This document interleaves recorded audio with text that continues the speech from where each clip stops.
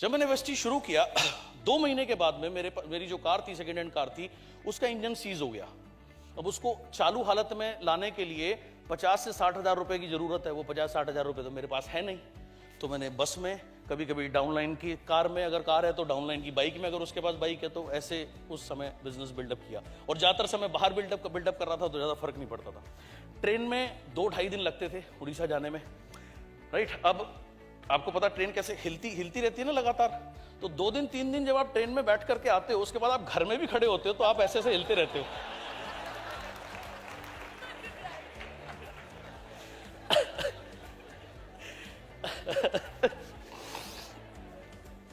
मैंने जो घर में बोला था कि मेरे को ऐसा लगता है 6 महीने के बाद मेरा चेक ना 2 लाख हो जाएगा, तो मेरा 6ठे महीने का पे आउट आप देखिए 2,07,707 रुपया। 10 महीने के बाद 3 लाख रुपया। फरवरी 2008 में वेस्टीज शुरू किया था। जनवरी में कार फंड वेस्टीज जिंदाबाद, पहली कार वेस्टीज से बाली साहब ने मर्सिडीज की चाबी दे दी, राइट।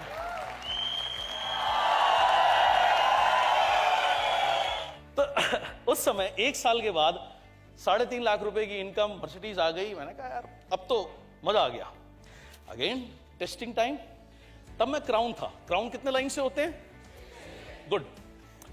तभी वेस्टीज के एक लीडर थे, उन्होंने अपनी कंपनी खोल ली और मेरी 6 में से 3 लाइन उनके साथ चली गई। मेरी फिर इनकम आधी हो गई। लेकिन तब तक मैं इतने सारी उतार चढ़ाव देख चुका था, मुझे पता था ये बहुत टेम्पररी फेस है। और इस बार मैंने एक काम और किया, मेरे एक्सपीरियंस से मैंने सीखा था, जब आपका कोई जाता है ना, उसे बचाने के चक्कर में मत लगो, राइट। आप और एग्रेसिवली दूसरी जगह बिल्ड करना शुरू कर दो।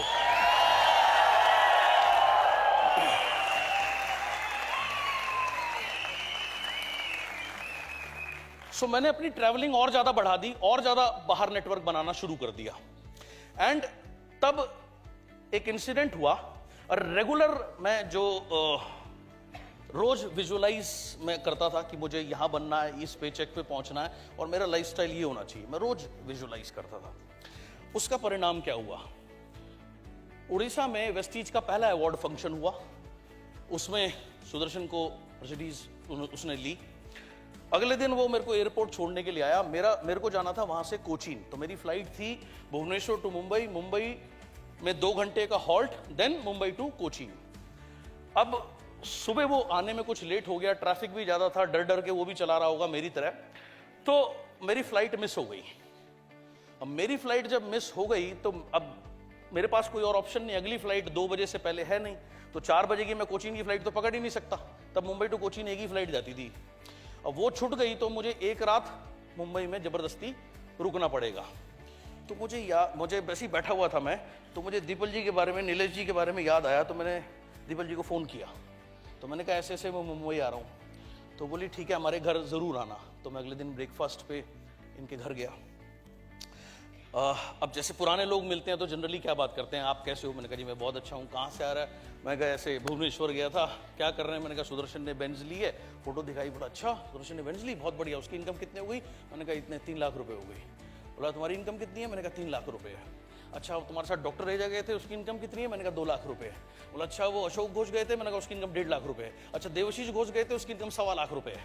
तो ऐसे 7, 8, 10 लोगों के बारे में, जितने के बारे में दीपल जी ने बताया, एवरीबॉडी वाज अर्निंग वेल। तो दीपल जी के मुंह से निकला हमें भी ज्वाइन कराओ ना, राइट। अब उनके ड्राइंग रूम में ये बैठे हैं, हम तीनों बैठे हैं। नीलेश भाई भी सरप्राइज हो गए, बोले क्या बोल रही है। एंड एनीवे उन्होंने 1700 कुछ रुपए का सामान लेके ज्वाइन किया। लेकिन वो बोली यार अभी मैं कितना करूंगी नहीं करूंगी मुझे नहीं पता, किसी को बोलना मत, हम जुड़े हैं। तो मैंने बोला ठीक है जी, मैं क्यों बोलने लगा। उन दिनों अल्फा मॉल है आपके यहाँ पे, अल्फा मॉल में दीपल जी का बुटीक था और नीलेश भाई अपना जो फाइनेंस का बिजनेस था वो भी करते थे और एक अदर की कंपनी से अटैच थे। और उन दिनों मैं फर्स्ट एंड लास्ट टाइम इनके बुटीक पे ये मुझे लेके गई और इन्होंने मुझे एक सीक्रेट का वीडियो दिया, राइट। वो वीडियो मैंने पहले भी देखा हुआ था, फिर वो देखे मैं और भी ज़्यादा मैंने उसको देखना शुरू किया और भी ज़्यादा फॉलो करना शुरू किया।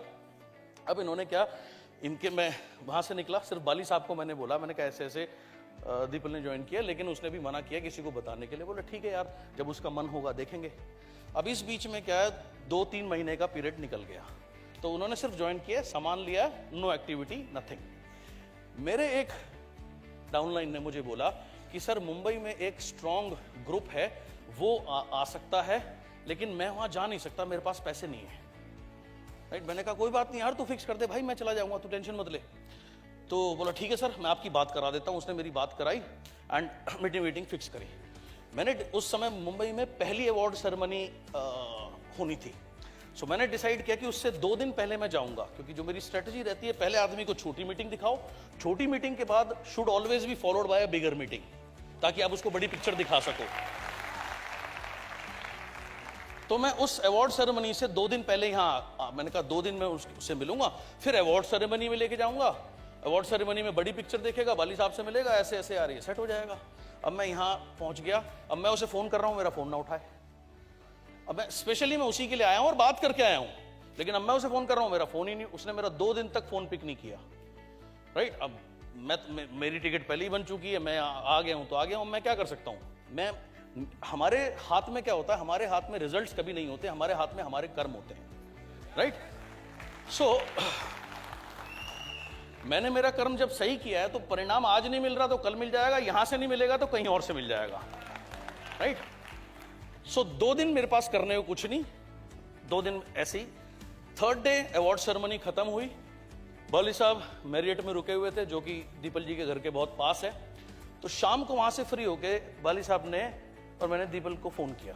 तो दीपल और नीलेश जी हमारे होटल में आए, एंड दीपल जी का मुझे आज भी याद है, पहला सवाल ये था कि वेस्टीज में कैसे लोग इतने पैसे कमा रहे हैं। तब बैठ के बाली साहब ने डिटेल प्लान दिखाया, मेरे ख्याल 3-4 घंटे लगा के सारी चीजें, क्योंकि ऑब्वियसली वो इतने साल से इंडस्ट्री में थे, प्लान समझ सकते थे, तो उनको काफी समझाया। वहां से दीपल जी और नीलेश जी का बिजनेस टेक ऑफ हो गया, जबकि मैं आया इनके लिए नहीं था, मैं आया किसी और के लिए था।